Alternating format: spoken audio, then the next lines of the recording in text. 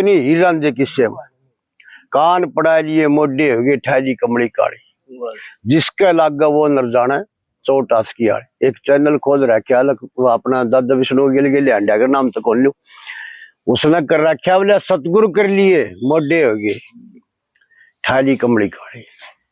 मावे कान पड़ान में के फर्क से जब बाबा तो हो लिया हो इसमें कोई नहीं बरतांत देते सांगी भी भजनी भी सारे का काचे कान लो टपके कान पड़ान में की आट लग गए बोलिया ना जी या बात सही नु दादा ने बना नहीं रखी से हड़ लगी मारी 5 चिंती लगाता खूब चिक्की एक दिन मगा भाई मैं तो कान पड़ा लिए को पहली करिए इसमें एक मंसूर आदम का लड़का जिन्हें इश्क ठिकाना टोया बाण के रंग में आशिक हो गया काट लिया दिशा बोया बाप कहे सूड़ी तुड़वाजू मेरा जन्म कर्म सब खोया पत्थर लागिए कुछ ना बोलिया फूल लागते ही रोया।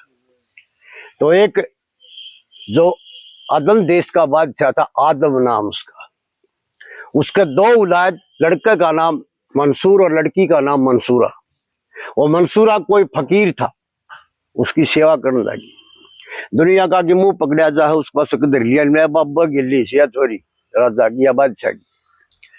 उस बादशाह के कानों में जब ये खबर पड़ी तो मंसूर को बुला रहे तेरी वाण कहाँ जाती है पब्लिक कुछ का कुछ कहती है मेरे जो गुप्तचर थे उन्होंने कुछ सूचना दी है तू साथ जा। तो वहां जाकर के वो भी उसका गेल हो लिया और लुक के खड़ा हो गया। उसने अपना सफाई सफुई करके भोजन बना बोली महाराज भोजन हरिहर बोला 3 थाली लगा ली हुकूमत दुल्ली करना जाना कौन थे 3 थाली लगा ली बाबा 3 थाली लगा दी। बोला एक बार मंसूर नाम का कुत्ता खड़ा उसको बुला के लिया। अब कुत्ता समझ सुनिया उसने वो लुक रहा था उन्हें बेरा कौन था बाबा का उसका नहीं मुंह को नहीं हुआ एक बार भी भाई बाबा बड़ा पहुंचवान उसके पाया में पड़ गया। बोला महाराज मेरा मनसा पाप हो गया मेरा बाप का कहने धर्म आ गया कोई बात ना मैंने माफी दे। अब वो लड़का भी उस बाबा की सेवा में जाने लग गया। अब पब्लिक का जो मुंह पकड़ा जा बोले बाण भाई भी खराब है। तो बादशाह ने हुक्म दे दिया कि इसका पत्थर मारो हंगा करके कच्चा कच्चा में छोड़ के एक रेड में बैठा लिया ऊँट रेड और सारी दुनिया मारा पत्थर नहीं मारेगा उसका हाथ कलम करवा दो। अब वह मंसूरा जोखे में बैठी फूल ले रही है उसने किस भाव से मारा फूल उसका माथा में जाके लग गया और उसने नजर पसार के देखा कि वे तो बहन कहती है कि रे ये पत्थर को नहीं फूल से इनको ये मार नापाक द्रव जो तेरे शरीर में पाप का बह रहा था वो निकल जाएगा नराशुद्ध हो जाएगा तू। लेकिन भाई क्या समझता है कि तन्ने भी नू कर बिना कोई से जीवे सकते फूल मारिया से इतनी डरेगी तू तने भी मेरा मारिया यूं रोया हो। दूसरी कली में कही कि पूर्णमासी को पूरा चंदा घटा तना के छोड़ी शुक्ल पक्ष और मावस के दिन मर्या जना के छोड़ी मावस के दिन धर्म करया कर खाक बना के छोड़ी और घटन बढ़न का दोस्त पति गिना के छोड़ी। भाव क्या लक्ष्मी चंद्र जी क्या कहते हैं कि शुक्ल पक्ष को पूरा चंदा चंद्रमा के 27 स्त्री थी रोणी समझ 27 जो नक्षत्र होते हैं ये चंद्रमा के जो दक्ष की पुत्री थी राजा जो प्रजापति दक्ष थे तो उनमें से सबसे ज्यादा प्रेम रोणी में रखकर 26 ने देखना है मना कर गया। उनकी माँ मिलने के लिए आई बेटी का हारने श्रृंगारने कोई मतलब नहीं मिली माँ हमारा ब्याह को नहीं होया हार श्रृंगार किस पर करा। अच्छा उसने राजा दक्ष से कह दी कि तेरा जमाई तो एक ही लड़की को सरप चाहता है 26 तो खाम खाने ब्याह जीतना उसे के लिए। अच्छा जा बोला उसका अक्षय रोग हो जाएगा बिना समझ कर श्राप दे दिया। वरोणी नबी बेरा पटाया कि मेरी माँ को नहीं सारी विधवा कर दी तुझे एक कबानी मरेगा एक दिन अक्षय रोग हो गया तो नीच का घटना अक्षय का मतलब होता नीच का घटना एक दिन मर जाना। तो बोले ओ अपराध हो गया है तो चलो मैं श्राप का निवारण करता हूं यो 15 दिन घटेगा और 15 दिन बढ़ेगा और 3 दिन संसार से बिल्कुल विलुप्त हो जाएगा। 27 नक्षत्र है एक एक नक्षत्र के ऊपर एक एक दिन सवार होना पड़ता चंद्रमा महाराज को। आज ये नक्षत्र है आज यह राशि ही और नाम दरिया जाएगा अपने ज्योतिष में भी प्रमाण है साई डाल का। तो यहाँ कहता है कि घटने बढ़ने का दोस्त चांद पर वो चांद से कोट बड़ा दाग लाग रहा देख देख के ईद मनावे रांझा कहता है हीर के बारे में। तीसरी कली चले खर सबको पता चौथी कली में तोड़ कर दिया दादा लक्ष्मी चंद ने कभी मैं जन्मता कभी मैं मरता ये कोड मरी काया में कभी हिरणी कैसा बच्चा बनकर बहुत घना दुख पाया मैं, कभी गर्मी कभी सर्दी सहता धूप कभी छाया मैं, कह लक्ष्मी चंद मुश्किल बचना इस जीव का माया। क्या है भाव कि राजा जो ऋषभ देव जी थे उनके 100 पुत्र, उनमें से सबसे बड़े पुत्र का नाम भरत, जो गद्दी का मालिक। ऋषभ देव के जाने के बाद भरत जी गद्दी पर बैठ गए।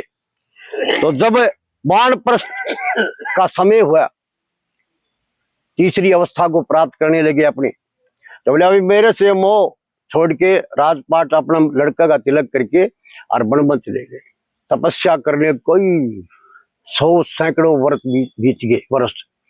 एक दिन गंगा स्नान को चल दिए, गंगा किनारे कुटिया थी, एक मृगनी पानी पीवा, मृगनी पानी पीवा तो उधर मृग को देख के एक बाघ और वो दौड़िया, उस मृगनी को देखा और ब्यांजोड़ मृगनी बच्चा देना उसने, उस बाघ ने उसको देख करके धाड़ मारी एकदम से और वह मृगनी कूद के पड़ी, ब्यांजोड़ थी वो बच्चा लिकड़ के पड़ गया और मृगनी ने प्राण त्याग दिए।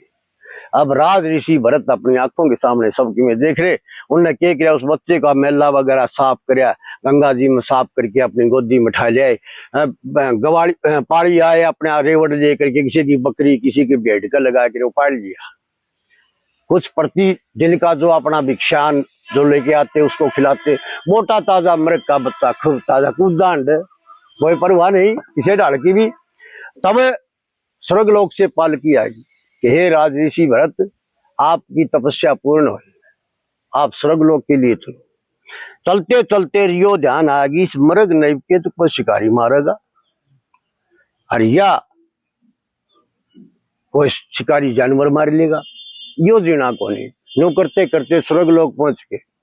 वहां चित्रगुप्त जी ने देखा एक नियम है जी, बोला यमराज जी से कहने लगे, बोला के नियम से? बोला जी अंत मति सो गति, अंत में इसकी मति राज ऋषि भरत की एक मृग का बच्चा बची। बोला तो इसने मृग योनि में जन्म लेना पड़ेगा भाई।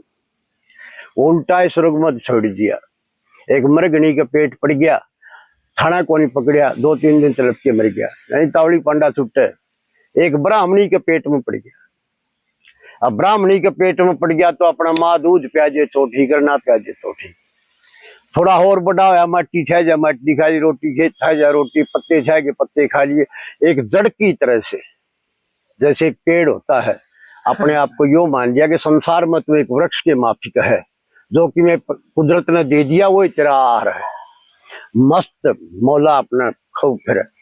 अब उसी का पोते की सवारी आ रही जिसका नाम रघुगण, भरत का पोते की, और उसका 4 कार जोड़ रखे पालकी में, एक कार का पाम मोच आएगी, पाम मोच आएगी तो उसने वह पालकी हल्ली। बोला क्या बात है? बोला जी पाम मोच आएगी इस फलाना फलाना कार का। बोले अच्छा, तो ये मेरी पब्लिक है, किसी ने भी जोड़ लियो, मैं तो राजा हूँ, राजा भगवान का स्वरूप होता है। तो वो ठह गया वो जड़ भरत, वो पालकी में जोड़ लिया और उसने यो पढ़ के भाई गो 5 कोई जानवर आएगा तो वो बढ़ना पड़ेगा। तो कूद कूद चल, कोई कीड़ नाल आ जा, कोई बिल आ जा, और कि में आ जा, कोई जानवर वगैरह आ जा, कोई पौधा आ जा, तो कूद के पड़ेगा छत वाली पालकी। राजा रघुगण का शर जाके लागे पालकी में। अरे क्या हो रहा, पालकी ऐसे कैसे चल रही है? बोले पालकी ऐसे चल रही है जी, ये नया कार जोड़े है, कूद कूद चल रहे से। बोले अच्छा। राजा रघुगण ने चाबुक निकाल लिया, जो यो कुदर उसके फ्राक से चाबुक मारे, जब 2-4 उपाड़ आ लिए, जब बोलिया कौन करता किसी तभी ना, ये पंचभूत का शरीर तेरा है, ये पंचभूत का मेरा है, पता नहीं प्रारब्ध का क्रम में कौन सा मैंने दंड कराया था जो तू मेरे ऊपर चढ़ गया है, कदे न कदे मैं चढ़ाऊंगा तेरे ऊपर, जाए तो तू चढ़ जाए बावड़ा ना, तेरी के हिम्मत मन तुम दौड़ ले। राजा रघुगण के कानों में वो वार्तालाप पड़ी, तले उतर के पांव पकड़ ली कि महाराज मने क्षमा करो। तो यहाँ महाभारत में 13, इसको बोलते जड़ भरत गीता, 13 अध्याय है वन पर्व में, वन पर्व में 13 अध्याय है जिसको जड़ भरत गीता बोलते हैं। यहाँ रघुगण राजा को उपदेश देते हैं। दादा लक्ष्मी चंद्र ने क्या कहा कि कभी मैं जन्मता कभी मैं मरता, एक ओट मेरी काया में, कभी हिरणी कैसा बच्चा बनकर बहुत घना दुख पाया मैं, कभी गर्मी कभी सर्दी सहता धूप कभी छाया में, कह लक्ष्मी चंद्र मुश्किल बचना इस जीव का माया में।